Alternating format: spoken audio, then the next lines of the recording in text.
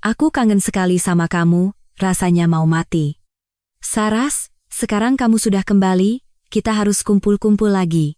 Di dalam taksi, Riana, sahabat karib Saraswati yang baru saja pulang dari luar negeri, menggenggam tangan Saras dengan penuh semangat. Tentu saja. Memangnya aku mau lari kemana? Jawab Saraswati sambil tersenyum. Kebahagiaan terpancar jelas di wajahnya. Aku sudah pesan kamar di Hotel Mulia Senayan. Tempat terbaik di Jakarta. Malam ini kita minum sampai pagi, seru Riana dengan antusias. Saraswati merasa sedikit tidak enak. Kamu ini tidak berubah, ya? Memangnya harus di tempat semahal itu? Kita kan bisa mengobrol di mana saja. Tidak bisa. Untukmu, untukku, dan untuk persahabatan kita yang sudah lama ini, semuanya harus yang terbaik, tegas Riana. Oh ya, Bima tidak menjemputku bersamamu? Tanya Saraswati, sambil menyibakkan rambutnya seolah tak peduli. Dia baru saja berangkat pagi tadi. Tiba-tiba ada perjalanan dinas mendadak. Katanya baru kembali 3 hari lagi. Kebetulan sekali, ya. Iya, dia berangkat terburu-buru sekali. Bahkan mobil kita yang lebih nyaman dia bawa. Dia cuma berpesan agar aku menjaga anak-anak dengan baik, kata Riana sambil mengerucutkan bibirnya. Dasar laki-laki, semua sama saja. Pekerjaan selalu nomor 1. Sudahlah, jangan bicarakan dia. Coba ceritakan tentang keponakan-keponakanku. Ada kejadian lucu apa lagi? Begitu topik beralih ke anak-anak, Saraswati langsung bersemangat. Kamu tahu, tidak? Bagas, anakku, pintar sekali. 2 hari yang lalu, dia menemukan permen yang disembunyikan ayahnya. Dia naik ke atas kursi kecil untuk mengambilnya, lalu membaginya dengan kakaknya. Keduanya makan sampai belepotan di sekitar mulut, lalu ketahuan olehku. Tapi dengan wajah serius, dia meniru ayahnya dan berkata, Bunda, kami sedang berbagi kebahagiaan, hahaha. Astaga, anak sekecil itu sudah bisa mencari alasan. Mirip siapa dia? Memangnya mirip siapa lagi? Mata Saraswati melengkung seperti bulan sabit. Mereka berdua tertawa dan mengobrol hingga tak terasa sudah tiba di Hotel Mulia. Saat Riana sedang check-in di resepsionis, Saraswati berdiri di sampingnya sambil melanjutkan cerita tentang putrinya dengan antusias. Putriku, Bulan, sekarang lagi suka sekali belajar menggambar. Tembok rumah kami sudah seperti buku sketsanya. Saraswati baru saja akan menceritakan bagaimana putrinya menggambar ayahnya seperti labu raksasa, ketika tiba-tiba suara Riana di sebelahnya terhenti. Kemudian, seseorang mencengkeram lengannya dengan kuat. Saras, suara Riana terdengar kaku. Lihat ke sana. Saraswati menoleh ke arah yang ditunjuk sahabatnya. Sebuah lift panorama berdinding kaca transparan sedang turun perlahan dari lantai atas. Di dalam lift itu, ada 2 orang, seorang pria dan seorang wanita. Pria itu mengenakan kemeja abu-abu yang ia pilihkan sendiri. Siluet wajahnya begitu akrab, terukir hingga ke tulang sumsumnya. Itu Bima. Lengannya melingkar mesra di pinggang seorang wanita muda. Ia menunduk, membisikkan sesuatu, dan di wajahnya terpasang senyum lembut yang sudah sangat lama tidak ia lihat. Wanita itu mendongak, tertawa lepas, dan menyandarkan seluruh tubuhnya ke dalam pelukan Bima. Kepala Saraswati berdengung.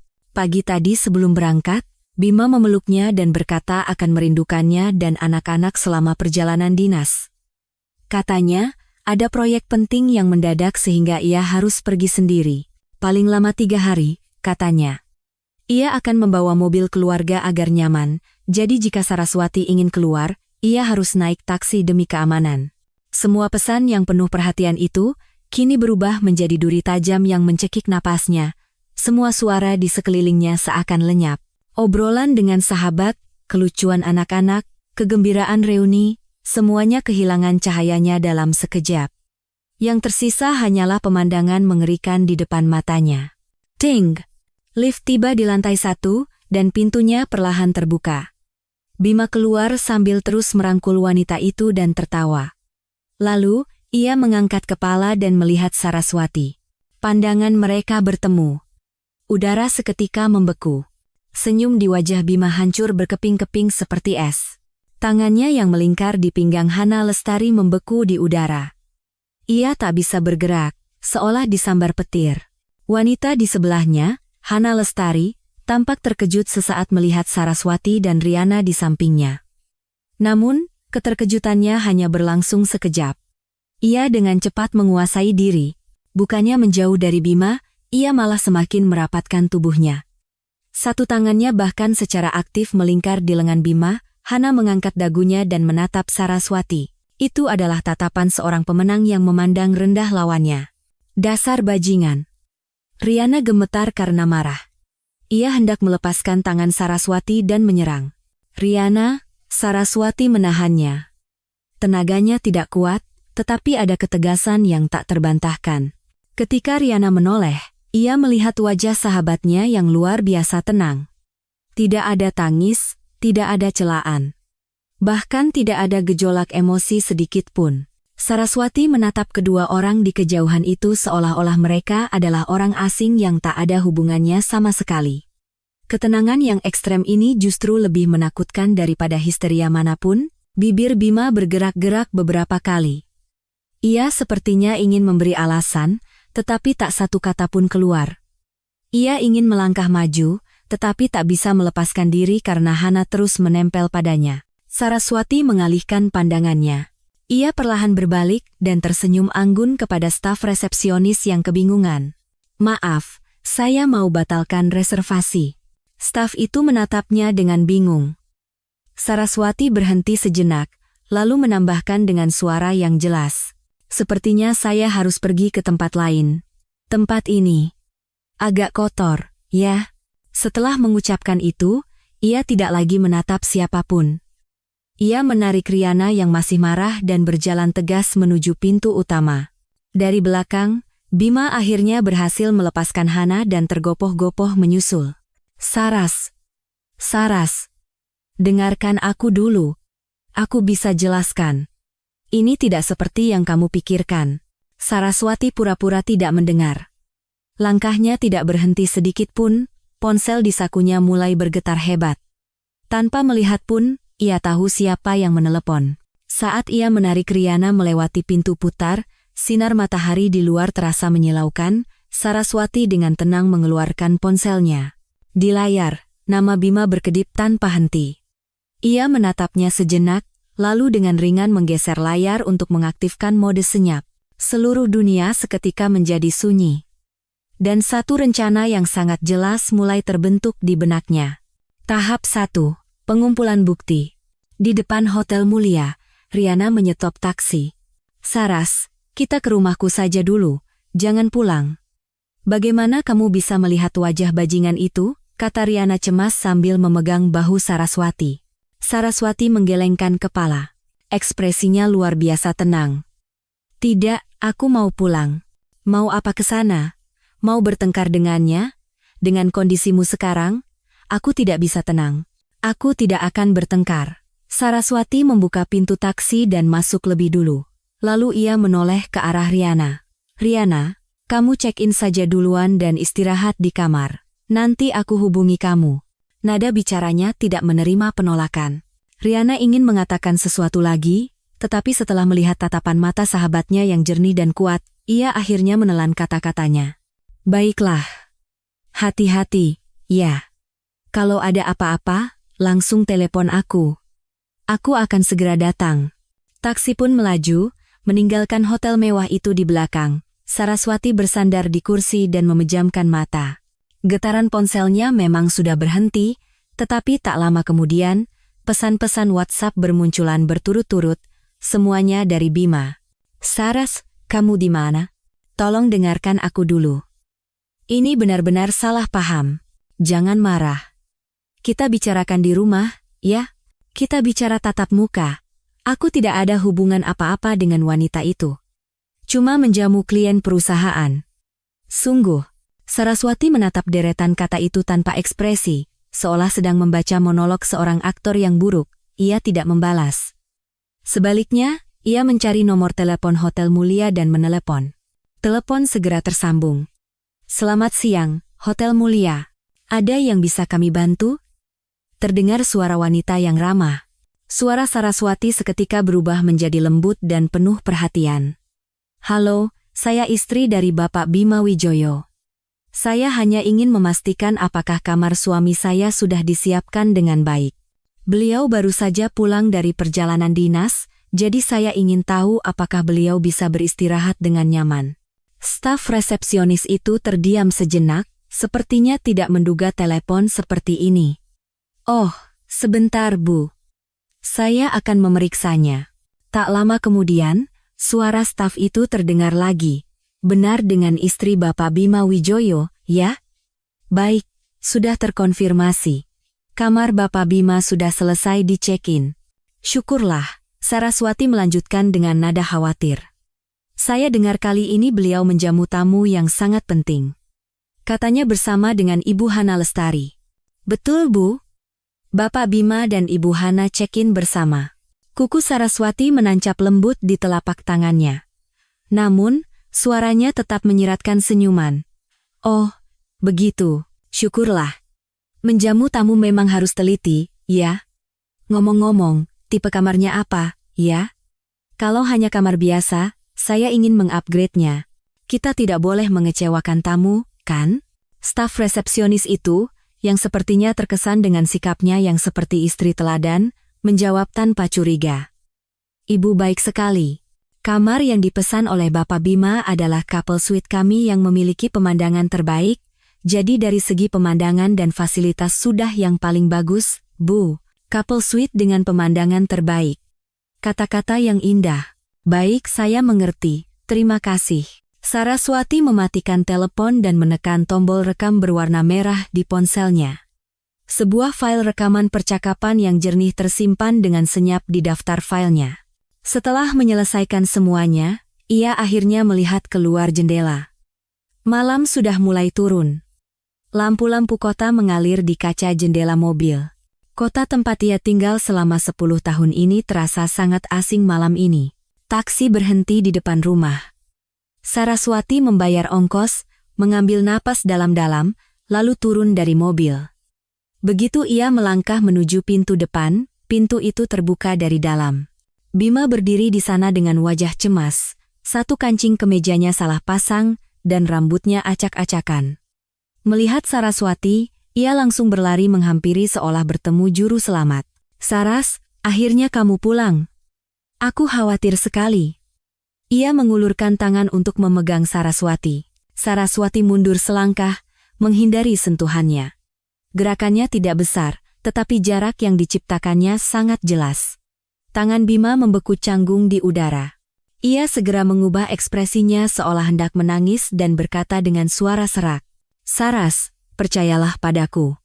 Apa yang kamu lihat di hotel itu, tidak seperti itu.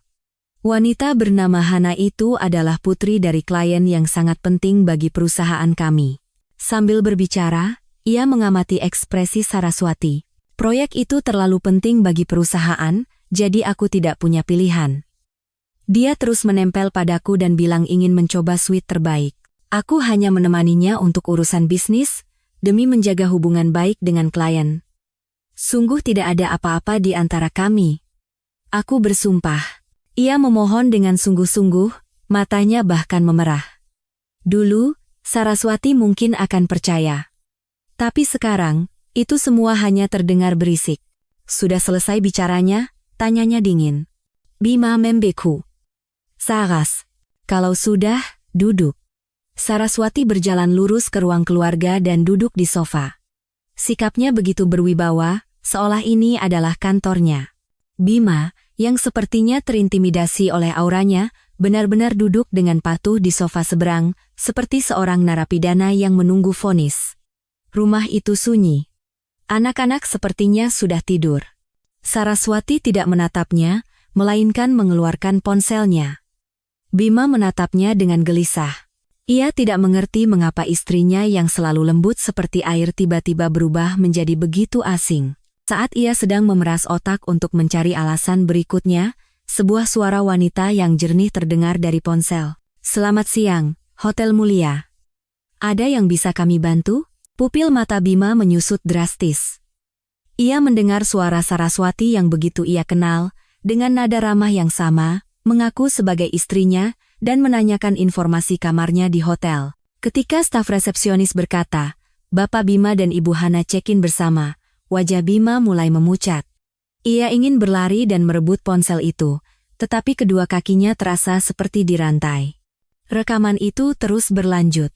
Ngomong-ngomong, tipe kamarnya apa, ya? Kalau hanya kamar biasa, saya ingin mengupgrade-nya.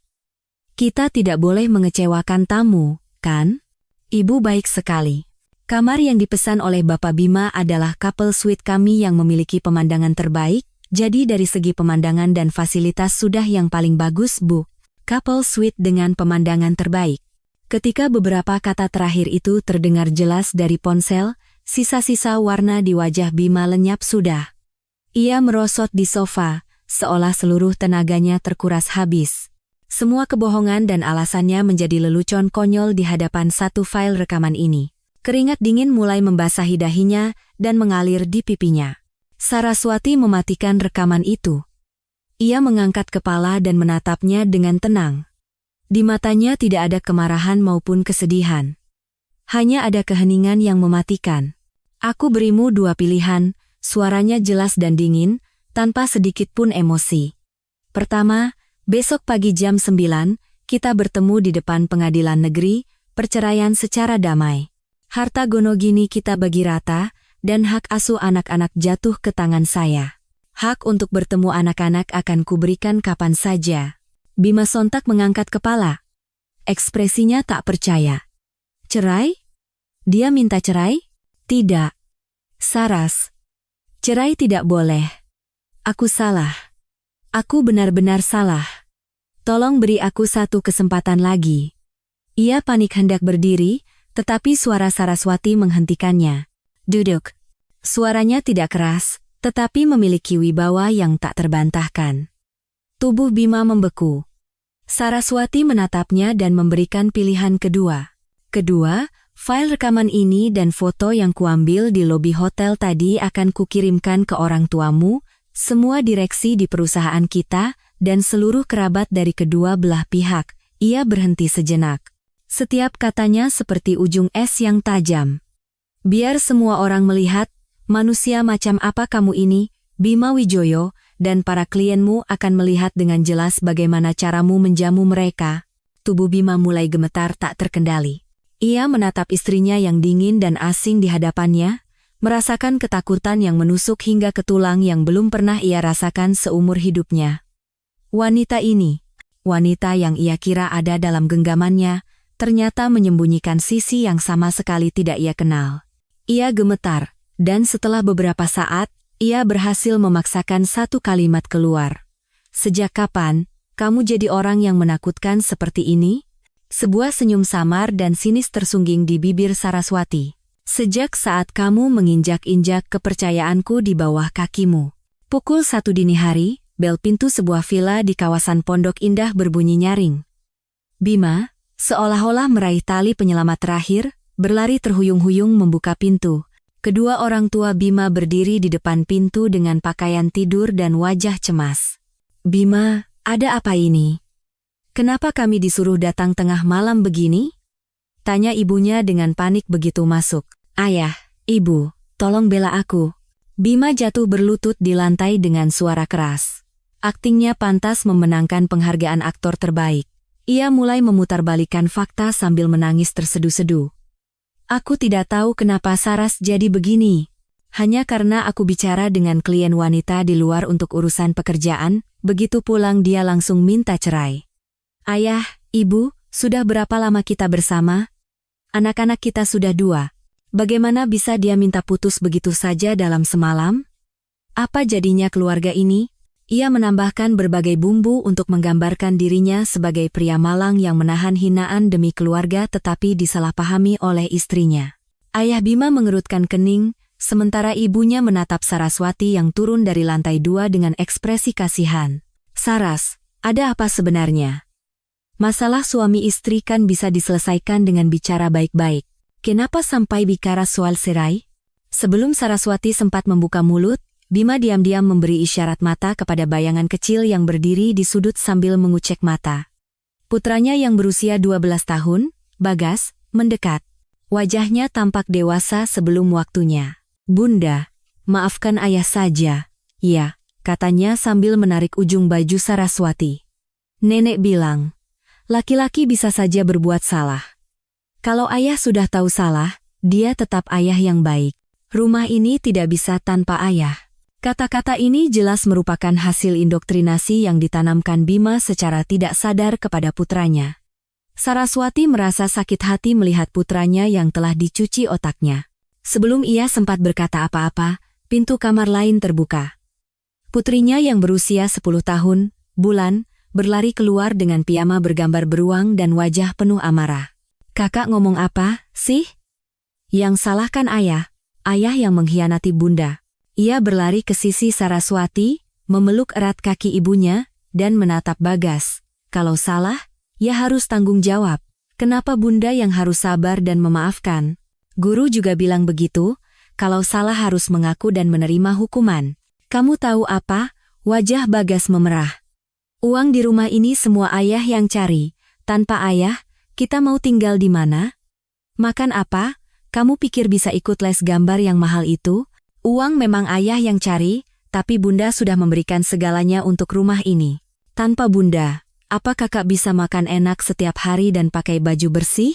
Ayah cuma kasih uang, tapi bunda kasih cinta. Kedua anak itu mulai bertengkar hebat di depan seluruh keluarga.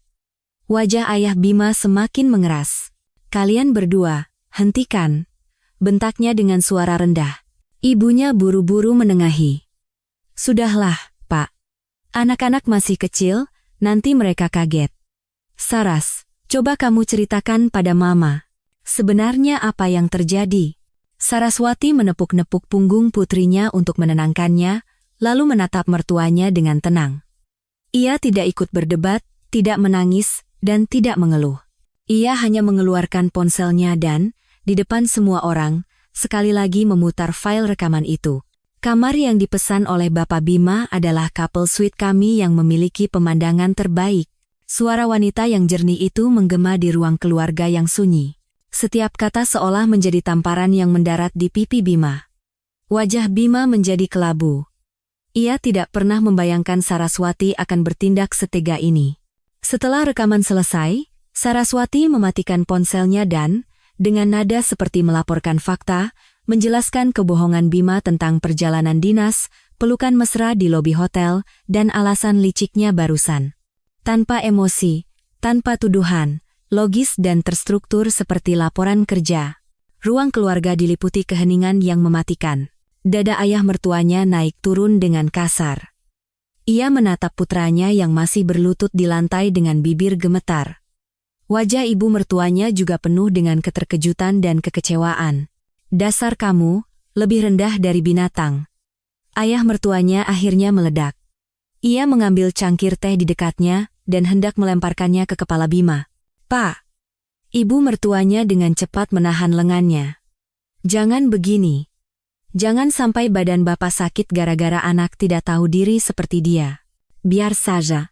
Hari ini aku akan hajar anak ini sampai mati. Ayah mertuanya gemetar karena marah. Nama baik keluarga Wijoyo, kehormatan kami sebagai orang tua, semuanya sudah dia injak-injak ke tanah. Ia menunjuk Bima tepat di depan hidungnya, dan mengeja setiap kata dengan penuh penekanan. Setelah melakukan perbuatan menjijikkan seperti itu, apa kamu masih punya muka untuk minta dimaafkan oleh Saras? Anak-anakmu akan belajar apa melihat kelakuanmu? Kenapa aku bisa melahirkan anak sepertimu? Bima hanya bisa terduduk lemas di lantai, tak mampu berkata apa-apa. Semua perhitungannya hancur lebur di hadapan bukti mutlak dan kemarahan ayahnya. Ibu mertuanya mendudukkan suaminya yang marah di sofa dan menghampiri Saraswati. Ia memegang tangan Saraswati yang dingin. Matanya langsung memerah. Saras, nak, kami minta maaf. Kami yang salah mendidik anak tak berguna ini, suaranya penuh rasa bersalah dan kasihan. Ini sepenuhnya salah dia, kami di pihakmu. Lakukan apa yang ingin kamu lakukan. Keluarga ini akan menjadi penopangmu. Kata-kata ini seperti vonis akhir dalam pengadilan keluarga ini. Bima benar-benar kehilangan akal. Bala bantuan yang ia panggil sebagai harapan terakhirnya kini menjadi gunung raksasa yang menimpanya. Ayah mertuanya, dengan napas terengah-engah, menunjuk Bima. Mulai sekarang sampai proses perceraian selesai, kamu diam di rumah ini. Jangan berpikir untuk pergi kemana-mana. Ia berkata kepada istrinya, sita ponsel dan laptop anak itu. Putuskan semua kontaknya dengan dunia luar. Aku akan lihat dengan mata kepalaku sendiri, akal bulus apalagi yang akan dia pakai. Kedua mertuanya memutuskan untuk menginap di rumah itu malam itu juga untuk mengawasi Bima secara langsung. Bima benar-benar terisolasi. Seperti anjing pesakitan, ia diusir ke kamar tamu setelah mendengar bentakan ayahnya. Ruang keluarga akhirnya kembali tenang. Ibu mertuanya memeluk cucunya dengan sedih, lalu mengajak Saraswati duduk di sebelahnya. Ia mendekatkan bibirnya ke telinga Saraswati dan berbisik dengan suara yang hanya bisa didengar mereka berdua. Saras, jangan khawatir. Semua catatan kekayaan keluarga ini ada di kepala Mama. Berapa yang dia hasilkan dan berapa yang dia habiskan selama beberapa tahun terakhir, Mama ingat semuanya. Besok kita bereskan bersama. Kita tidak boleh membiarkan bajingan itu dan perempuan di luar sana mendapatkan 1 sen pun lebih. Keesokan paginya, sinar matahari masuk melalui jendela ke ruang keluarga. Suasana di meja makan terasa sangat tegang. Bima tidak tidur semalaman, lingkaran hitam di bawah matanya sangat kentara. Kedua orang tuanya duduk di kepala meja dengan wajah kaku. Saraswati keluar dari kamar membawa sebuah map tebal. Ia meletakkan map itu di atas meja makan, menimbulkan suara ringan. Ini adalah daftar seluruh harta bersama kita sejak menikah. Ia mengeluarkan setumpuk dokumen dari dalam map dan mendorongnya ke tengah meja. Bima mengambil daftar itu, dan begitu melihatnya sekilas, ia merasa pusing. Terlalu rinci. Mengerikan. Daftar itu mencantumkan 3 apartemen atas nama mereka, 2 mobil, nomor rekening dan nama bank untuk semua simpanan bernilai besar, nama dan jumlah unit setiap produk investasi, bahkan tanggal pembelian, kode saham, dan harga beli untuk setiap saham dan reksadana. Angkanya akurat hingga 2 desimal. Ini bukan daftar. Ini adalah jaring raksasa. Tangan Bima mulai berkeringat. Jejak beberapa dana gelap yang ia kira telah disembunyikan dengan sempurna selama beberapa tahun terakhir, kini terpampang transparan di daftar ini. Ayah mertuanya mengambil daftar itu, membacanya sekilas, lalu mendengus dingin. Lihat ini. Betapa hemat dan telitinya Saras mengurus keluarga ini. Lalu kau? Apa yang sudah kau lakukan? Ibu mertuanya juga melihat daftar itu, dan semakin ia melihat, semakin ia merasa kasihan pada menantunya. Saras, kamu benar-benar sudah bekerja keras. Sudah kewajiban saya, Ma, jawab Saraswati dengan tenang. Ia menatap Bima. Periksa, kalau tidak ada masalah, kita akan membaginya berdasarkan total nilai yang tercantum di sini. Kalau kamu setuju, kita bisa menghemat banyak masalah. Otak Bima berputar cepat. Ia membalik lembar demi lembar. Keringat dingin membasahi punggung kemejanya. Sebagian besar aset tidak bisa dibantah. Semuanya memiliki bukti yang jelas. Tapi tiba-tiba, ia teringat sesuatu. Secercah harapan muncul. Ada satu aset yang tidak ada di daftar itu. Sebuah unit apartemen studio yang ia investasikan diam-diam atas nama pribadi dari bonus proyek 2 tahun lalu. Fakta ini tidak ia ceritakan kepada siapapun dan ia yakin tidak ada yang tahu. Harga apartemen itu sekarang sudah cukup naik, nilainya tidak sedikit. Selama Saraswati tidak tahu, ia bisa menyelamatkan dana darurat terakhir ini. Ia menekan jantungnya yang berdebar kencang, berpura-pura memeriksa dengan teliti, dan akhirnya mengangguk. Sudah kulihat. Tidak ada masalah. Jawabnya dengan suara serak. Saraswati memperhatikannya dengan tenang, sampai ia selesai memeriksa. Lalu, ia mengulurkan jari dan mengetuk meja dengan ringan. Lalu, apartemen River Park di Kebayoran Lama, Tower 3, Unit 1702, luas 68 meter persegi? Setiap kata yang diucapkan Saraswati membuat wajah Bima semakin pucat. Ketika ia menyebutkan alamat lengkapnya, Bima hampir tergelincir dari kursi seolah semua tulangnya luluh. Ia menatap Saraswati dengan ngeri. Bibirnya gemetar, tetapi tidak ada suara yang keluar. Bagaimana dia tahu? Bagaimana bisa dia tahu? Saraswati, tanpa mempedulikan keterkejutannya, melanjutkan dengan nada datar. Salinan akta jual beli dan sertifikat apartemen itu kan kamu sembunyikan di laci ketiga mejamu, di bawah lapisan dasar palsu. Di dalam map custom yang kubelikan sebagai hadiah ulang tahunmu. Kamu bilang kamu sangat suka dan akan menggunakannya untuk menyimpan dokumen paling penting. Kepala Bima menjadi kosong. Laci itu. Lapisan dasar palsu itu. Tempat yang ia anggap paling rahasia. Semua rahasianya sudah lama terbongkar di hadapan wanita ini. Dia bukan tidak tahu. Dia hanya membiarkannya menyembunyikannya. Rasa takut yang belum pernah ia rasakan seumur hidupnya merayap dari ujung kaki hingga ke ubun-ubun. Ia akhirnya sadar. Semua trik licik yang dulu ia banggakan, di mata Saraswati, hanyalah permainan konyol anak kecil. Punggung Bima basah oleh keringat dingin dalam sekejap. Ia menatap Saraswati seolah baru pertama kali melihatnya. Jika kamu keberatan dengan daftar ini, nada suara Saraswati masih tanpa gejolak. Kita bisa menyelesaikannya di pengadilan. Aku tidak masalah. Ia berhenti sejenak dan melancarkan pukulan terakhir. Aku ingat semua pendapatan yang kita hasilkan selama pernikahan kita. Tentu saja, termasuk uang-uang haram yang sulit dicatat di pembukuan. Kata uang haram meledak seperti guntur di telinga Bima. Ia sontak mengangkat kepala, wajahnya dipenuhi ketakutan yang luar biasa. Uang suap untuk memenangkan proyek, komisi dan gratifikasi yang ia terima. Jika hal-hal ini terungkap di pengadilan, dan sampai ada pemeriksaan pajak, ia bahkan tidak berani membayangkan akibatnya. Ini bukan lagi sekadar masalah cerai dan pembagian harta. Ia bisa hancur secara sosial, bahkan bisa masuk penjara. Bima benar-benar sadar. Perceraian damai, pembagian harta yang adil. Ini adalah kemurahan hati terbesar yang diberikan Saraswati kepadanya. Ia tidak punya ruang lagi untuk tawar-menawar. Aku setuju. Ia berhasil memaksakan 3 kata ini keluar, hampir dengan menggertakkan gigi, seluruh tenaganya terkuras. Aku setuju dengan semua syaratmu.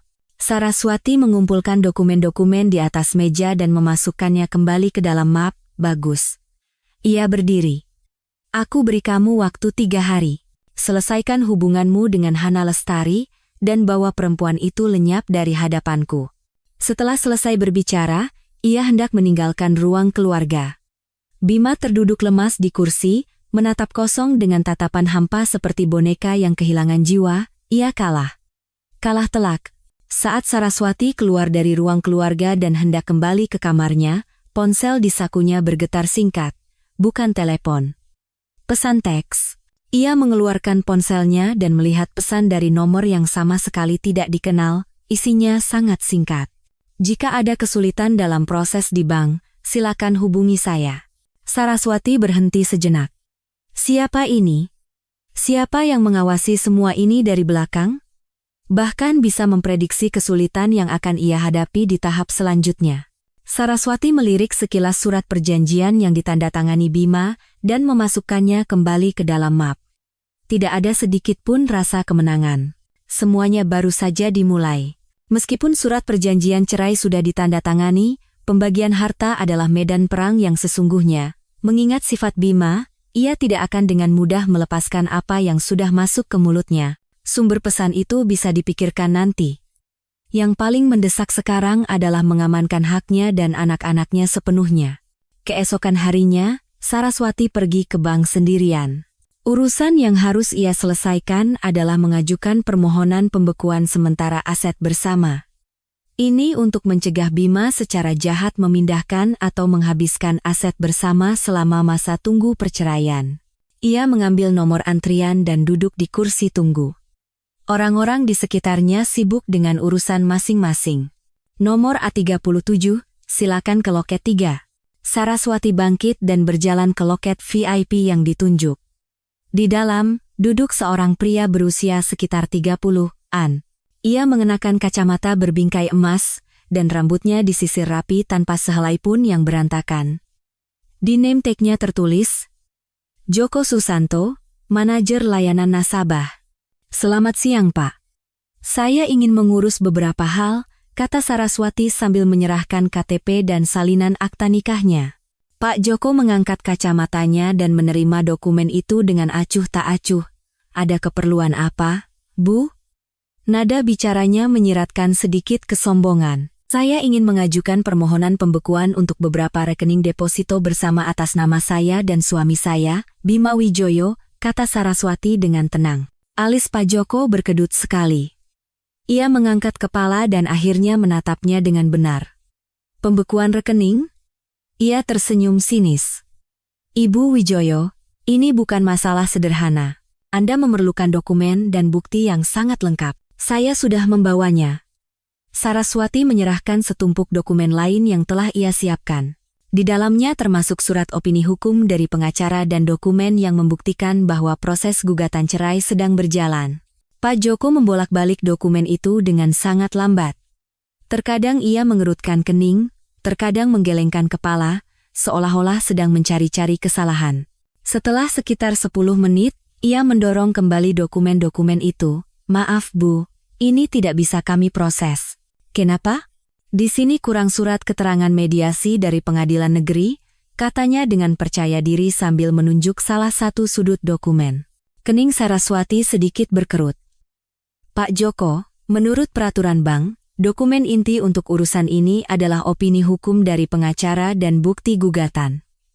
Dokumen yang saya serahkan sudah memenuhi semua persyaratan. Surat keterangan yang Bapak sebutkan bukan dokumen wajib. Sebelum datang, ia telah berkonsultasi dengan pengacara profesional dan memahami prosedurnya dengan sempurna. Wajah Pak Joko menunjukkan ekspresi tidak senang. Ia sepertinya tidak menyangka ibu rumah tangga yang tampak lugu di hadapannya ini tahu sampai sejauh itu. Peraturan adalah peraturan, tapi kebijakan internal juga ada, Bu, katanya sambil bersandar di kursi dan melipat tangan. Bank kami punya pedoman manajemen risiko internal. Kalau saya bilang perlu, ya berarti perlu. Tanpa surat keterangan itu, hari ini tidak bisa diproses. Sikapnya keras kepala dan tidak memberi ruang untuk bantahan. Saraswati segera sadar. Ini bukan masalah prosedur. Seseorang sengaja menghalanginya.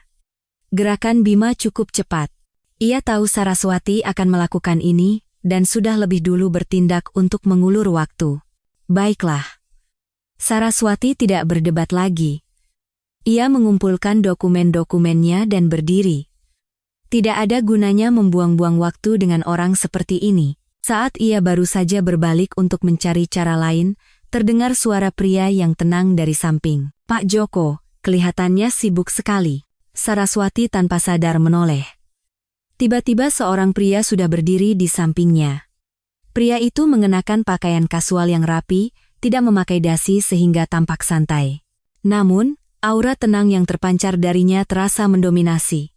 Ia tidak berbicara kepada Saraswati. Pandangannya tertuju pada Pak Joko. Melihat pria itu, kesombongan di wajah Pak Joko langsung lenyap. Ia sontak berdiri dengan senyum menjilat. Pak Arjuna, ada keperluan apa? Kenapa tidak memberi kabar dulu kalau mau datang? Biar saya yang jemput langsung, pinggangnya hampir membungkuk 90 derajat. Pria yang dipanggil Pak Arjuna itu tidak mempedulikan sanjungannya, hanya melirik sekilas dokumen di tangan Saraswati. Lalu, ia mendekat ke loket, sedikit membungkuk, dan mengucapkan satu kalimat pelan dengan suara yang hanya bisa didengar olehnya dan Pak Joko. Saraswati tidak mendengar apa yang ia katakan. Ia hanya samar-samar mendengar kata Nusantara. Hanya satu kalimat sederhana itu, tapi wajah Pak Joko langsung pucat pasi. Keringat dingin seketika membasahi dahinya, dan tubuhnya bahkan gemetar halus. Pak Arjuna. Saya. Ia tergagap, tidak bisa menyelesaikan satu kalimat pun dengan benar. Pria itu sudah menegakkan tubuhnya dan tidak lagi menatapnya, seolah-olah ia hanya orang yang lewat dan sekadar menyapa. Pak Joko berdiri terpaku selama beberapa detik, lalu tiba-tiba berbalik menghadap Saraswati. Di wajahnya terpasang senyum yang lebih buruk dari tangisan. Ibu, sebentar. Ia hampir melompat keluar dari loket dan menghalangi jalan Saraswati. Maaf, Bu, maaf. Saya yang kurang paham pekerjaan, prosedurnya saya salah. Urusan yang ingin Ibu selesaikan. Surat keterangan itu tidak perlu.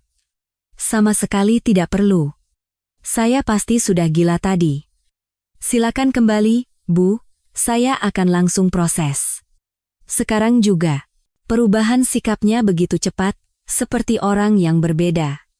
Saraswati menatapnya dengan tenang dan tidak berkata apa-apa. Ia melirik sekali ke arah punggung pria yang berjalan menuju pintu utama bank, lalu kembali duduk di depan loket. Kalau begitu, tolong, ya. Tentu. Dengan senang hati, proses selanjutnya berjalan luar biasa cepat. Dokumen yang tadi dicari-cari kesalahannya, kini lolos tanpa hambatan. Pak Joko, dengan tangan yang sedikit gemetar karena gugup, memproses semuanya sendiri. Kurang dari 5 menit, semua urusan selesai. Ibu, semuanya sudah beres. Semua permohonan Ibu sudah kami proses. Ia menyerahkan tanda terima kepada Saraswati dengan hormat. Saraswati menerima tanda terima itu, memastikan tidak ada yang salah, lalu berkata, "Terima kasih," dan berdiri. Saat keluar dari bank, ia melihat pria itu lagi di tangga pintu masuk. Ia sedang melihat ponselnya, sepertinya menunggu seseorang. Saraswati menarik napas dalam-dalam dan menghampirinya. "Pak, terima kasih untuk bantuan Anda hari ini," katanya tulus. Pria itu mengangkat kepala. Melihat Saraswati, ia tersenyum tipis. "Bukan apa-apa. Saya kebetulan mendengarnya." Ia berhenti sejenak, lalu menambahkan, "Orang bernama Bima Wijoyo itu. Reputasinya di industri ini tidak terlalu baik." Hati Saraswati tergerak. Ia ternyata mengenal Bima. "Apapun itu, saya sangat berterima kasih atas bantuan Anda." Pria itu tersenyum dan mengeluarkan kartu nama dari sakunya. Desainnya sangat sederhana. Di atas kartu putih itu hanya tertera satu nama dan satu nomor telepon. Arjuna Wiratama. Jika ada kesulitan serupa lagi, silakan hubungi saya. Saraswati menerima kartu nama itu. Melihat nama di atasnya, hatinya dipenuhi pertanyaan. Siapa sebenarnya pria ini? Ia sepertinya tahu banyak tentang urusan Bima, dan apa maksud kata Nusantara yang ia sebutkan tadi? "Terima kasih." Ia menyimpan kartu nama itu baik-baik. Arjuna mengangguk dan tidak berkata apa-apa lagi. Ia berjalan menuju sedan hitam yang sudah menunggunya di pinggir jalan. Pintu terbuka, ia membungkuk dan masuk ke dalam mobil. Mobil itu melaju tanpa suara, lenyap di antara keramaian. Saraswati berdiri di tempat itu, menatap kartu nama di tangannya sambil berpikir. Tepat pada saat itu, ponselnya bergetar. Sebuah pesan WhatsApp dari sahabatnya, Riana. "Berita heboh.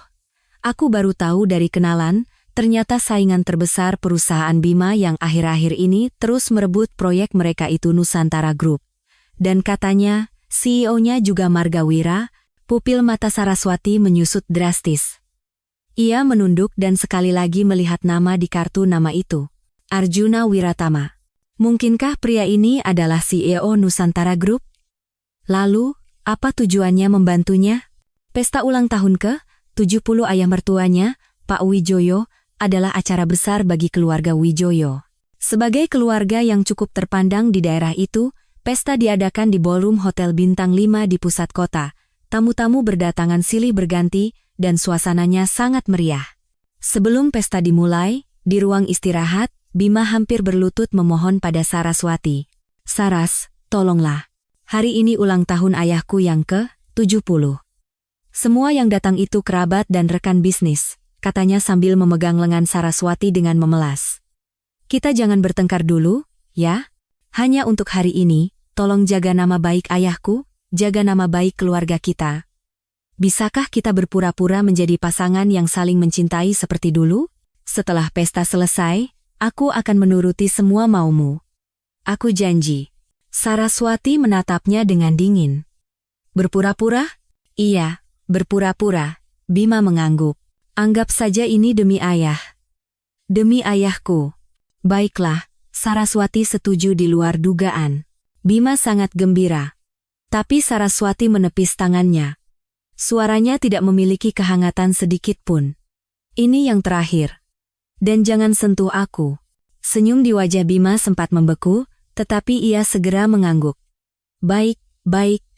Aku tidak akan menyentuhmu." Ia berpikir, selama Saraswati mau bekerja sama, Semuanya akan baik-baik saja. Pesta pun dimulai. Saraswati berganti gaun yang anggun, memasang senyum sempurna tanpa celah, dan menggandeng lengan Bima di hadapan para tamu. Bima menegakkan punggungnya, seolah-olah semua skandal sebelumnya tidak pernah terjadi. Mereka berdua bersama-sama memberikan penghormatan kepada mertua dan menerima ucapan selamat dari para kerabat. Aduh, Bima dan Saras masih mesra sekali, ya? Senang melihatnya. Iya, benar. Saras itu menantu yang sangat baik. Pintar mengurus rumah tangga, cantik pula. Mendengar pujian seperti ini, kesombongan Bima terpuaskan. Ia bahkan mulai berkhayal bahwa semuanya bisa kembali seperti dulu. Ia berpikir, mungkin jika Saraswati mau, pernikahan ini masih bisa diselamatkan. Saat pesta memasuki pertengahan dan suasana mencapai puncaknya, pintu ballroom tiba-tiba terbuka. Seorang wanita bergaun putih muncul di ambang pintu. Itu Hana. Ia memakai riasan yang cantik namun tampak rapuh, dan di tangannya ada sebuah kotak kado yang terbungkus indah. Keramaian di dalam ruangan seolah terhenti. Semua mata tertuju pada tamu tak diundang ini, senyum di wajah Bima benar-benar membeku. Ia tidak pernah bermimpi Hana akan berani datang sampai ke sini. Hana mengabaikan tatapan semua orang. Matanya hanya tertuju pada Bima yang duduk di meja utama. Ia melangkah lurus menuju meja utama. Tujuannya jelas. Mengumumkan hubungan mereka di tempat yang paling penting ini, dan menutup semua jalan keluar bagi Bima. Bima, ia mendekat ke sisi Bima. Suaranya tidak keras, tetapi penuh dengan rengekan manja. Aku dengar ayah ulang tahun, jadi aku sengaja datang untuk mengucapkan selamat. Kenapa kamu tidak bilang padaku? Takut aku mengganggu, ya? Sambil berbicara, ia mencoba menggandeng lengan Bima yang lain, seolah-olah posisi itu adalah miliknya. Sebuah drama murahan akan segera dimulai di depan mata semua orang. Tatapan para kerabat di sekitar mulai berubah. Mereka berbisik-bisik. Wajah ayah mertuanya sudah sehitam pantat panci. Ibu mertuanya bingung antara tegang dan malu. Bima benar-benar panik. Wajahnya sepucat kertas. Ia ingin mendorong Hana, tetapi ia tidak bisa berbuat kasar di depan umum. Ia menatap Saraswati dengan tatapan memohon pertolongan, berharap istrinya akan menyelamatkan situasi demi kebaikan bersama seperti biasanya. Semua orang mengira Saraswati akan marah, menggebrak meja, dan menjambak rambut selingkuhan suaminya. Namun, senyum di wajah Saraswati tidak berubah sedikit pun. Ia bahkan melepaskan gandengannya dari lengan Bima dan berdiri. Ia menghampiri Hana. Sikapnya anggun dan berwibawa. Di tengah tatapan terkejut semua orang, ia dengan ramah memegang tangan Hana. Mbak Hana, kan? Senang sekali Anda bisa datang. Hana membeku. Reaksi Saraswati ini sama sekali tidak ada dalam skenarionya. Ayo, jangan berdiri saja. Silakan duduk. Saraswati dengan antusias membimbingnya ke meja utama, tepat di antara ayah mertuanya dan Bima.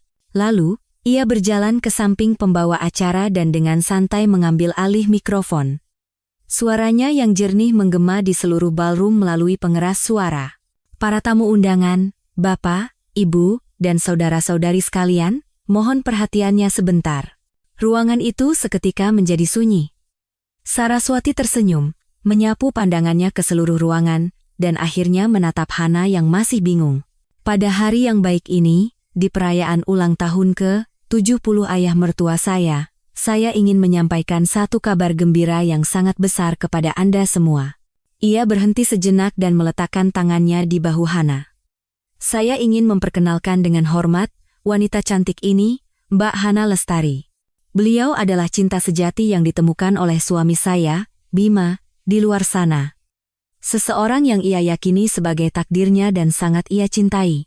Wus! Ruangan itu gempar. Wajah Hana seketika menjadi pucat. Ia ingin melepaskan diri, tetapi bahunya ditahan oleh Saraswati sehingga ia tidak bisa bergerak. Wajah Bima bukan lagi pucat. Ia gemetar hebat dan sepertinya akan pingsan setiap saat. Saraswati tidak peduli dengan reaksi orang-orang. Ia menoleh dan menatap lurus ke arah suaminya yang berwajah kelabu. Suaranya tidak keras, tetapi memiliki daya tembus yang sedingin es. Karena kamu sudah menemukan cinta sejatimu, Kamu tidak boleh lagi menahanku dan membuang-buang waktuku, kan? Senyum di wajahnya semakin lebar. Bagaimana kalau kita selesaikan hari ini juga? Tepat hari ini, di sini, di depan semua kerabat dan teman-teman, kita tanda tangani surat perjanjian perceraian kita. Biarkan aku, Saraswati, yang merestui kalian berdua. Selesai berbicara, yang ia keluarkan dari tas tangannya bukanlah lipstik atau bedak untuk memperbaiki riasan, melainkan 2 rangkap surat perjanjian perceraian yang dicetak rapi dan sebuah spidol hitam. Tak. Ia meletakkan surat perjanjian dan spidol itu dengan tegas di atas meja putar kaca di tengah meja utama. Suara itu terdengar lebih keras dari tamparan manapun. Ballroom itu dipenuhi keterkejutan. Semua orang terdiam, tak bisa berkata-kata melihat pemandangan yang mengejutkan ini. Bima, melihat surat perjanjian itu, seolah-olah menerima vonis mati. Kakinya lemas, dan ia hampir terjatuh. Hana juga benar-benar bingung. Ia tidak pernah menyangka bahwa rencananya untuk menyingkirkan istri sah akan menjadi upacara penghukuman publik bagi dirinya sendiri. Yang dipanggang di atas api adalah dirinya sendiri. Anak durhaka. Ayah mertuanya sontak berdiri.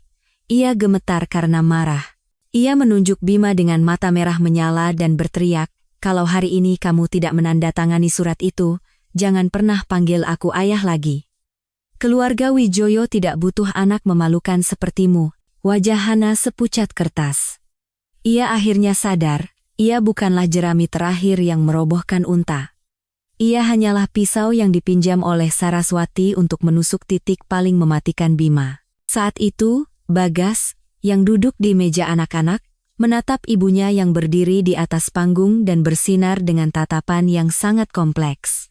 Keributan di pesta ulang tahun itu akhirnya berakhir dengan Bima, di bawah amukan ayahnya dan tatapan semua orang, menandatangani surat itu dengan tangan gemetar. Saraswati mengambil bagiannya, dan tanpa menoleh ke belakang, meninggalkan tempat yang menjijikkan itu. Namun, masalah tidak berhenti di situ. Beberapa hari kemudian, Saraswati menerima telepon dari wali kelas putranya, Bagas. Di seberang telepon, suara Bu Guru terdengar sangat tegas. "Ibu Saraswati, wali dari Bagas, ya? Ada yang perlu saya bicarakan mengenai kehidupan Bagas di sekolah." "Iya, Bu, silakan." Belakangan ini, ada rumor tentang keluarga ibu yang beredar di sekolah. Saya tidak tahu apakah ibu sadar, tapi Bagas secara terbuka membanggakan diri kepada teman-temannya bahwa ayahnya akan mengganti ibunya dengan ibu baru yang lebih muda dan cantik. Dan dia juga mengatakan bahwa ibunya adalah wanita tua yang tidak berguna dan dibuang. Saraswati menggenggam ponselnya dengan erat. Kata-kata seperti ini memberikan pengaruh yang sangat buruk di antara para siswa, lanjut Bu Guru. Sudah ada beberapa siswa yang mulai menjauhi Bagas atau bertengkar dengannya karena hal ini. Saya harap ibu bisa datang ke sekolah. Masalah ini harus ditangani dengan baik. Baik, Bu. Saya akan segera ke sana. Setelah menutup telepon, Saraswati memejamkan mata dan menarik napas dalam-dalam. Cuci otak yang dilakukan Bima pada putranya ternyata jauh lebih parah dari yang ia bayangkan. Setibanya di sekolah, Saraswati bertemu dengan putranya di ruang guru. Bagas berdiri dengan leher kaku dan wajah penuh ketidakpuasan.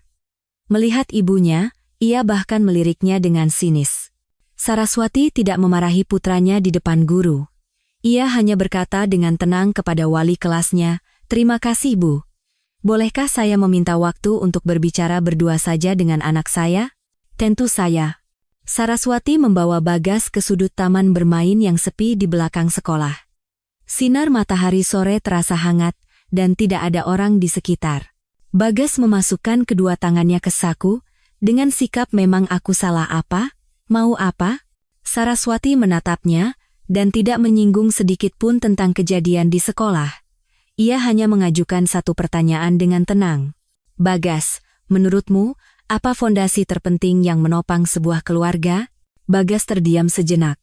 Ia sepertinya tidak menyangka ibunya akan menanyakan hal seperti ini. Ia menjawab hampir secara refleks. "Uang. Tanpa uang, apa kita bisa tinggal di rumah sebesar ini? Apa aku bisa sekolah di sekolah sebagus ini? Apa Bulan bisa ikut les gambar yang mahal itu?" Nenek bilang, Ayah itu tiang keluarga, karena dia pintar cari uang. Kata-kata ini semua adalah apa yang ditanamkan Bima dan ibu mertuanya selama ini. Saraswati menggelengkan kepala. Bunda mau cerita. Ia tidak membantah, melainkan memulai sebuah cerita dengan suara yang sangat lembut. Ada 2 ekor tupai. Mereka membangun rumah pohon yang indah bersama-sama. Satu tupai setiap hari pergi keluar mencari ranting terkuat dan daun terindah untuk membangun dan menghias rumah mereka. Tupai yang lain setiap hari pergi keluar mencari biji kenari terenak untuk disimpan di rumah sebagai persediaan makanan di musim dingin. Mereka berbagi tugas dan saling percaya. Rumah mereka adalah tempat terhangat di hutan. Tapi suatu hari, tupai yang mencari kenari bertemu dengan tupai lain yang lebih cantik di luar. Ia diam-diam mulai memberikan sebagian kenari yang ia kumpulkan kepada tupai baru itu. Dan ia berbohong kepada pasangannya, bilang kalau panen kenari tahun ini tidak bagus. Akhirnya, suatu hari, tupai yang membangun rumah mengetahui semua ini. Ia menemukan bahwa fondasi rumah mereka, rumah yang penuh dengan kepercayaan dan kehangatan itu, ternyata sudah keropos dan kosong. Cerita itu selesai. Bagas terdiam. Ia mengerti. Saraswati merendahkan tubuhnya, menyamakan tinggi matanya dengan putranya. Ia menatap matanya dan dengan sangat serius mengajukan pertanyaan pertama. Bagas, kalau nanti kamu sudah besar dan punya istri, lalu suatu hari istrimu, dengan alasan hanya kilaf sesaat, memberikan uang yang kalian kumpulkan bersama kepada laki-laki lain, apa kamu akan baik-baik saja? Pupil mata Bagas menyusut. Bibirnya bergerak-gerak, tetapi tidak ada kata yang keluar. Saraswati menatapnya dan melanjutkan dengan pertanyaan kedua.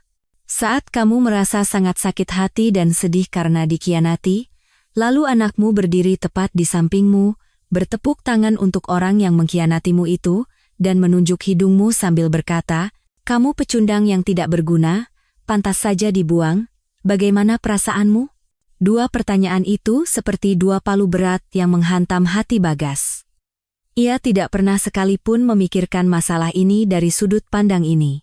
Ia hanya berpikir bahwa ayahnya menemukan wanita yang lebih muda adalah simbol kemampuannya, dan ibunya yang ingin pergi adalah karena ibunya tidak mampu mempertahankan suaminya. Tapi sekarang, saat ia menempatkan dirinya sebagai pihak yang dikhianati, rasa malu dan hina, yang belum pernah ia rasakan seumur hidupnya menyelimutinya. Wajahnya semakin memerah, dan matanya penuh dengan kebingungan dan pertentangan. Aku, ia ingin membantah, tetapi tidak bisa mengeluarkan satu kata pun. Saraswati mengamatinya dengan tenang. Ia tahu kata-katanya berhasil. Ia mengulurkan tangan dan mengelus kepala putranya dengan lembut. Suaranya kembali melembut. Bagas, ingat. Bunda tidak dibuang. Bunda memilih kehidupan yang lebih bermartabat untuk dirinya sendiri. Dan ayahmu adalah orang yang pertama kali melanggar aturan dan sekarang harus bertanggung jawab atas perbuatannya. Kamu bisa memilih pihakmu sendiri. Bunda tidak akan memaksa. Tapi sebelum kamu memilih, kamu harus berpikir dengan jernih. Siapa orang yang kamu puja dan kagumi itu, dan karakter seperti apa yang ia miliki. Setelah itu, ia berdiri. Tidak ada satu kata pun lagi yang ia tambahkan. Malam itu, Bagas yang pulang ke rumah tampak berbeda. Ketika Bima seperti biasa datang membawa mainan baru untuk mengambil hatinya, untuk pertama kalinya ia mengabaikan ayahnya, langsung masuk ke kamarnya, dan mengunci pintu. Tengah malam, ponsel Saraswati berbunyi. Sebuah pesan teks dari Bagas. Pesannya singkat, hanya beberapa kata. Ma, aku minta maaf. Besok, boleh aku tinggal sama Mama dan Bulan? Keributan di pesta ulang tahun itu menjadi jerami terakhir yang meremukkan Bima. Bukan, 2 jerami. Jerami yang lain adalah pesan teks singkat dari putranya, Bagas. Dalam semalam, ia menjadi bahan tertawaan yang sempurna di antara semua kerabat dan rekan bisnisnya. Pria menyedihkan yang dipermalukan secara publik oleh istrinya dan dipaksa menandatangani surat cerai. Orang tuanya benar-benar memunggunginya. Ayahnya bahkan menolak makan satu meja dengannya dan menganggapnya tidak ada. Sebelum kamu menyelesaikan urusan surat itu dengan bersih, jangan panggil aku ayah, adalah kata-kata yang dilontarkan ayahnya. Di rumah, Ia mendapat perlakuan dingin yang tak berkesudahan. Di luar, Hana terus-menerus mengejarnya. Bima, kita kan sudah cerai. Kenapa kamu belum juga membawaku bertemu orang tuamu? Kapan kita lihat rumah baru kita? Aku sudah lihat-lihat villa dengan kolam renang, baru cocok untuk kita. Dan cincin berlian 5 karat yang kamu janjikan, kapan mau dibeli? Mendengar suara manja Hana di telepon, Bima merasa mual. Ia sedang hancur secara sosial dan pusing dengan segala masalah, sementara wanita ini hanya memikirkan hal-hal seperti itu. Diam, ia akhirnya tidak tahan dan berteriak ke telepon. Di seberang sana hening sejenak, lalu terdengar isak tangis pilu Hana. Kamu membentakku? Bima, jangan lupa. Kalau bukan karena aku, apa kamu berani memutuskan untuk bercerai? Sekarang aku satu-satunya cinta sejatimu. Bagaimana bisa kamu begini padaku? Bima mematikan telepon dan membantingnya ke dinding dengan keras. Layarnya langsung hancur berkeping-keping. Cinta sejati? Ia sekarang tahu betul. Ini bukan cinta sejati. Ini malaikat pencabut nyawa. Di bawah berbagai tekanan, mental Bima benar-benar hancur. Ia seperti orang yang kehabisan energi. Dalam beberapa hari, matanya cekung dan janggutnya tidak terawat, membuatnya tampak 10 tahun lebih tua. Ia akhirnya menghadapi kenyataan. Ia tidak bisa mengalahkan Saraswati. Ia kalah telak. Dengan ponsel baru, ia menelepon nomor yang sudah dikenalnya itu dengan tangan gemetar. Setelah nada sambung berbunyi cukup lama, akhirnya telepon diangkat.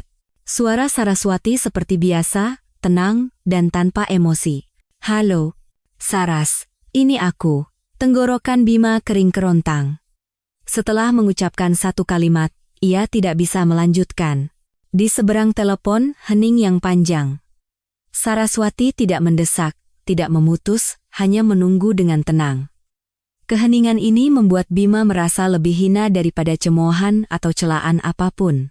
Ia menarik napas dalam-dalam, dan dengan sekuat tenaga, memaksakan kata-kata itu keluar dari tenggorokannya. Aku setuju. Semua syaratmu. Aku setuju. Bagus, suara Saraswati tidak menunjukkan gejolak sedikit pun.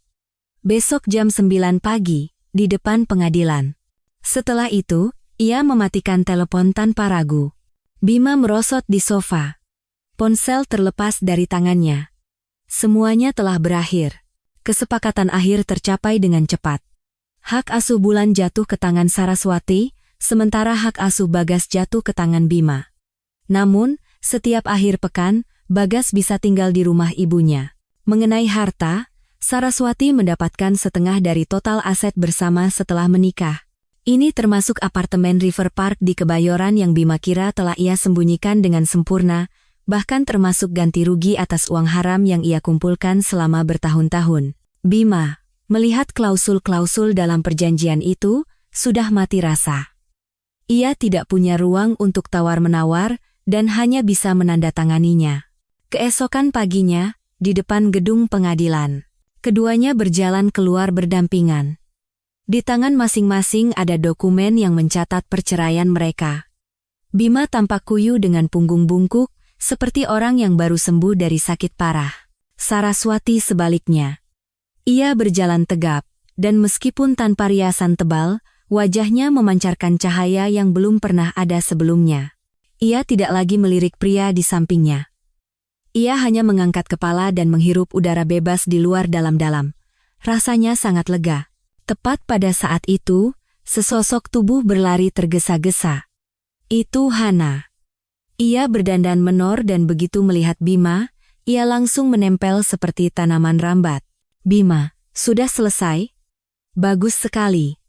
Katanya dengan gembira sambil mengguncang-guncang lengan Bima, seolah tidak melihat ekspresi Bima yang suram. Kita akhirnya bisa bersama. Ayo, kita langsung lihat rumah sekarang.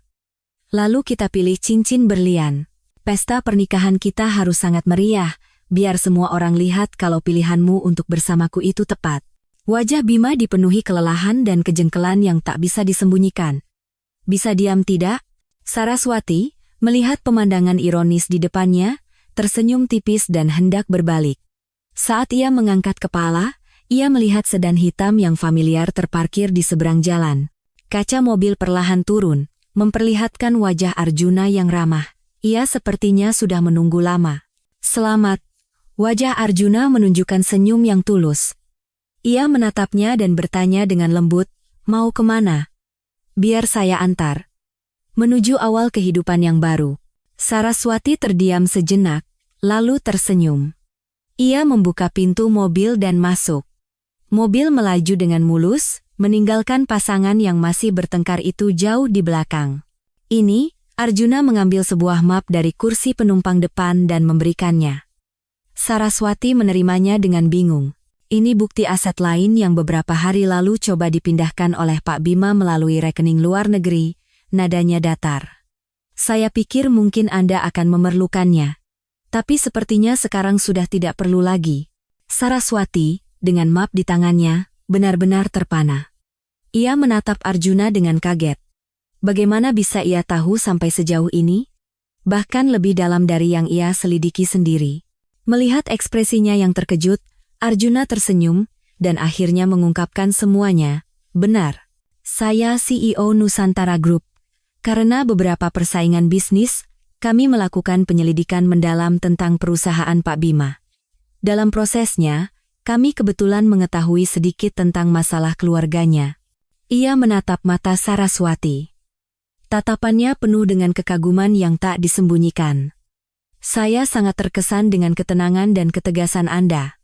Mobil berhenti di persimpangan menunggu lampu lalu lintas. Arjuna menoleh, dengan nada yang sedikit penuh harap, ia berkata, sebagai ucapan selamat, saya ingin mentraktir Anda dan Bulan makan. Oh, dan perusahaan kami baru-baru ini sedang mengerjakan proyek taman bermain anak, mungkin Anda akan tertarik.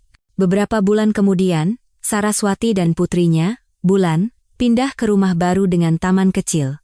Kehidupan akhirnya kembali tenang sepenuhnya. Ia menginvestasikan harta yang ia dapatkan dengan stabil, dan setiap bulan mendapatkan keuntungan yang cukup besar untuk hidup dengan nyaman.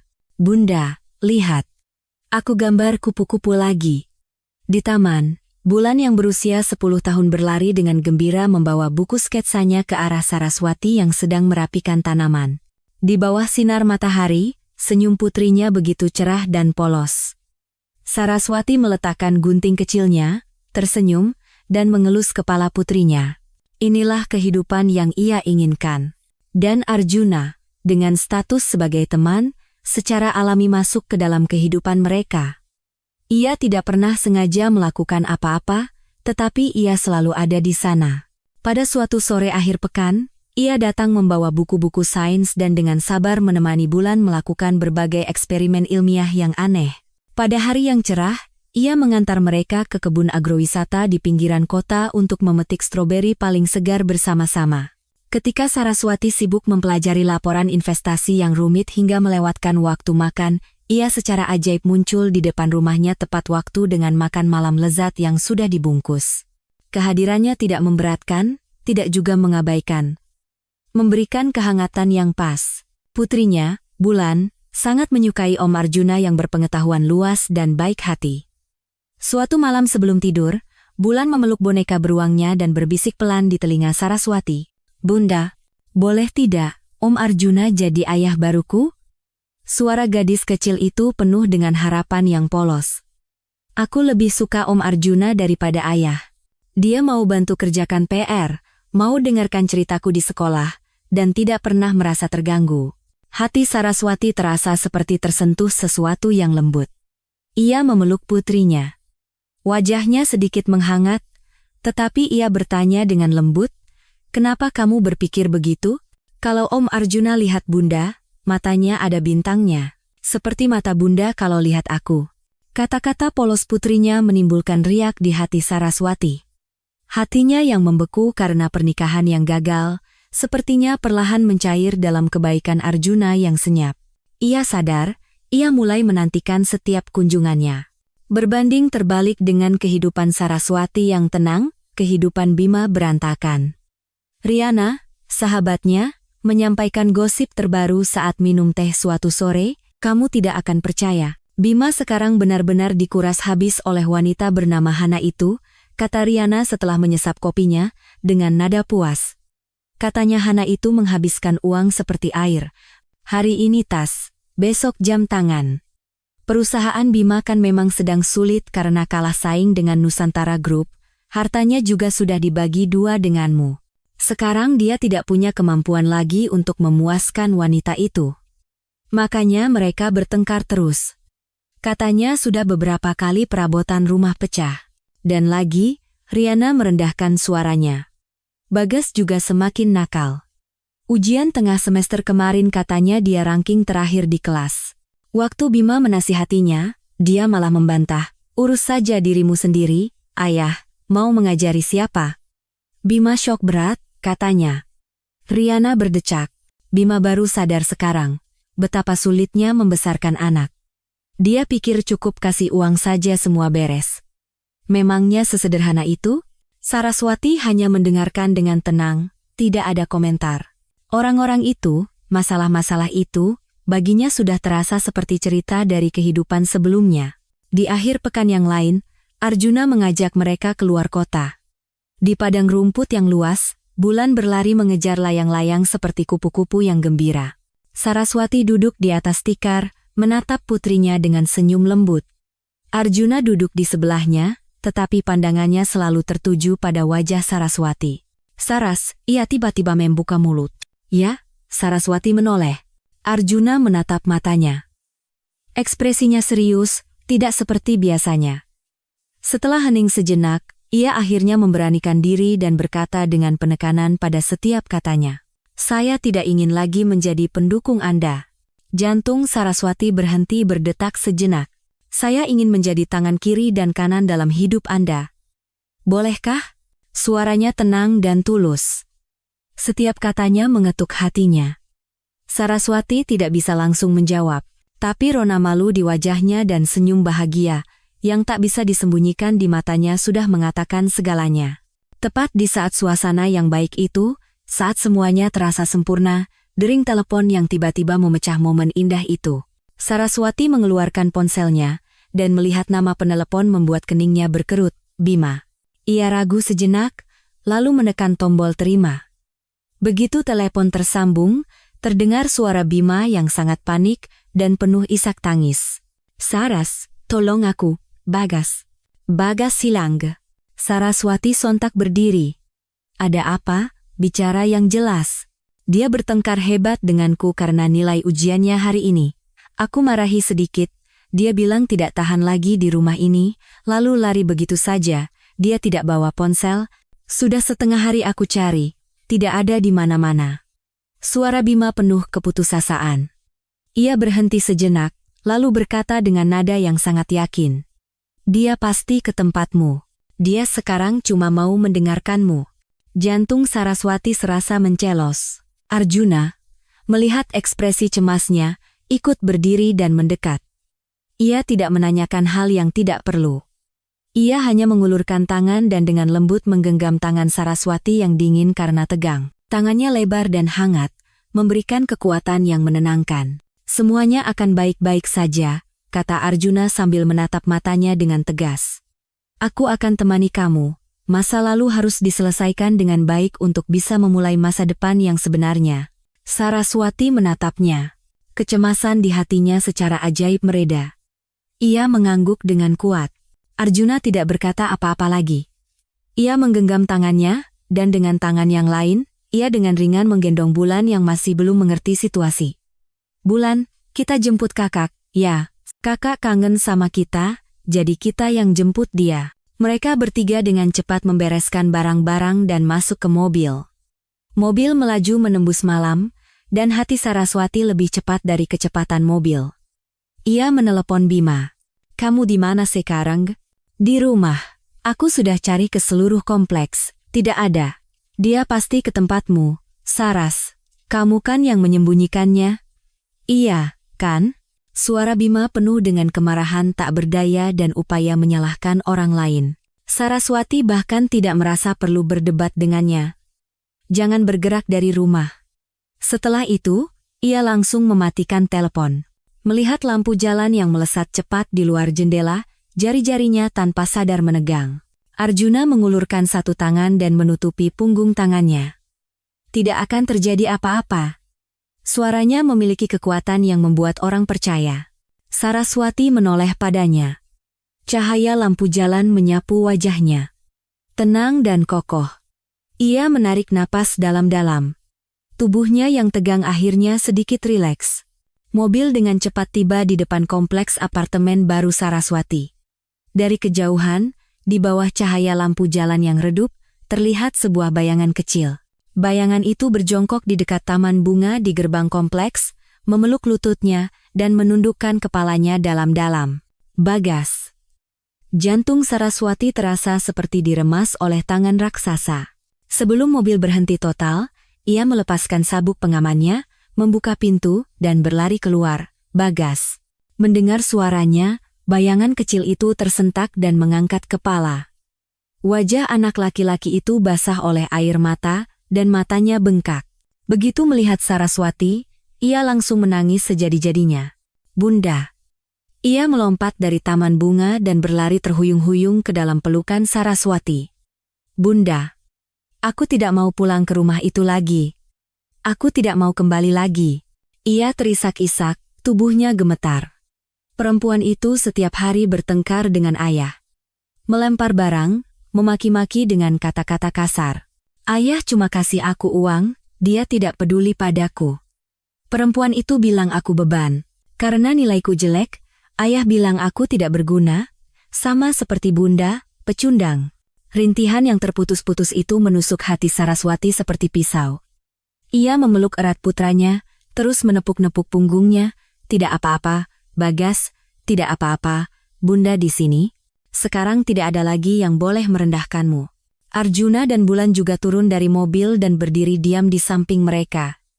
Bulan menatap kakaknya yang menangis dengan wajah kecil penuh kekhawatiran. Arjuna mendekat, melepaskan jaketnya, dan dengan lembut menyelimuti bahu Bagas. Di luar dingin. Kita masuk dulu, ya. Sesampainya di rumah, Saraswati memberikan segelas air hangat kepada putranya dan mendudukkannya di sofa. Emosi Bagas perlahan stabil, tetapi ia masih sesenggukan dan menempel erat di samping ibunya. Arjuna tidak terburu-buru. Ia mengambil sebuah model pesawat dari ruang kerja dan duduk di samping Bagas. Ingat ini, waktu itu kita belum selesai merakitnya. Bagas melihat model yang familiar itu dan mengangguk. Arjuna tidak menyinggung sedikit pun tentang Bima dan Hana.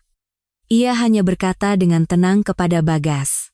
Bagas, seorang laki-laki dalam hidupnya akan banyak menghadapi situasi yang tidak ia sukai tapi harus dihadapi. Nadanya sangat setara, seperti berbicara dengan seorang teman. Lari tidak akan menyelesaikan masalah. Kamu bisa lari dari rumah itu hari ini, tapi besok, masa depan?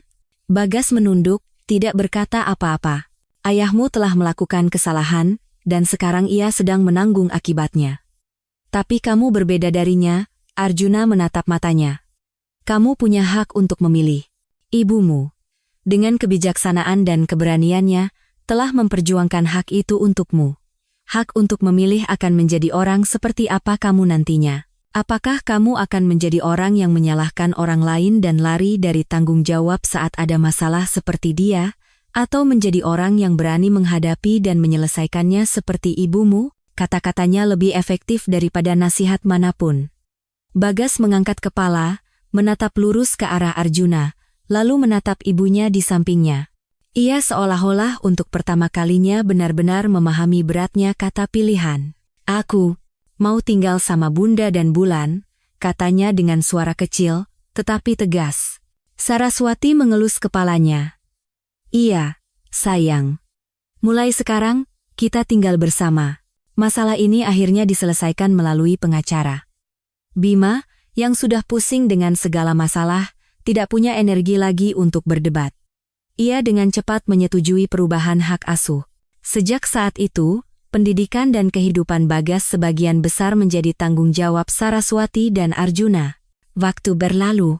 Setahun kemudian, suatu senja di awal musim panas, taman dipenuhi aroma bunga. Saraswati sedang membacakan buku dongeng untuk putrinya, sementara Bagas dan Arjuna sedang menerbangkan drone baru di kejauhan. Bunda, lihat ke sana. Bulan tiba-tiba menunjuk ke satu arah dengan gembira. Saraswati melihat ke arah yang ditunjuk, dan Arjuna entah kapan sudah berada di hadapannya. Di tangannya ada seikat mawar berembun yang baru saja ia petik dari taman. Bagas mengarahkan drone untuk terbang di atas kepalanya.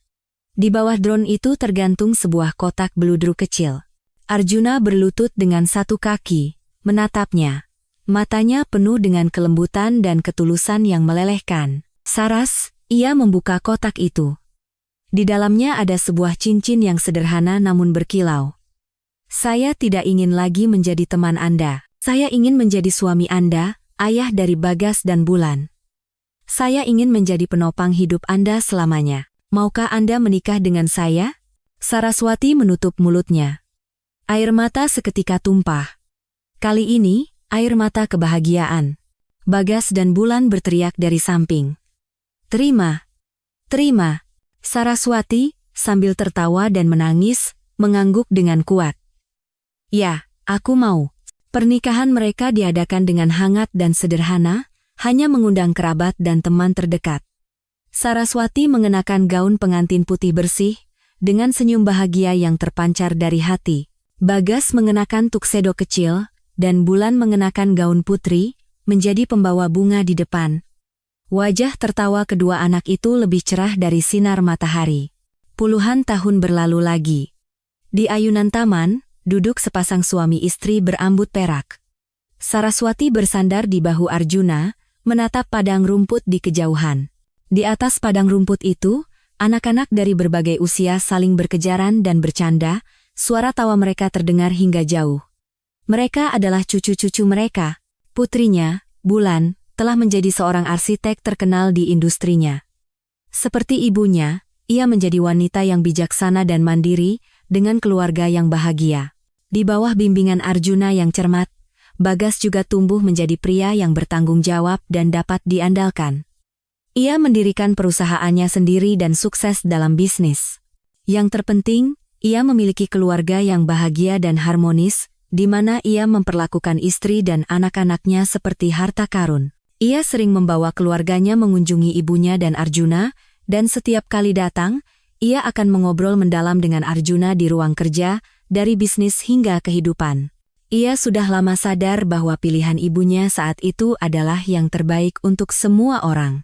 Matahari terbenam mewarnai seluruh taman dengan cahaya keemasan yang hangat.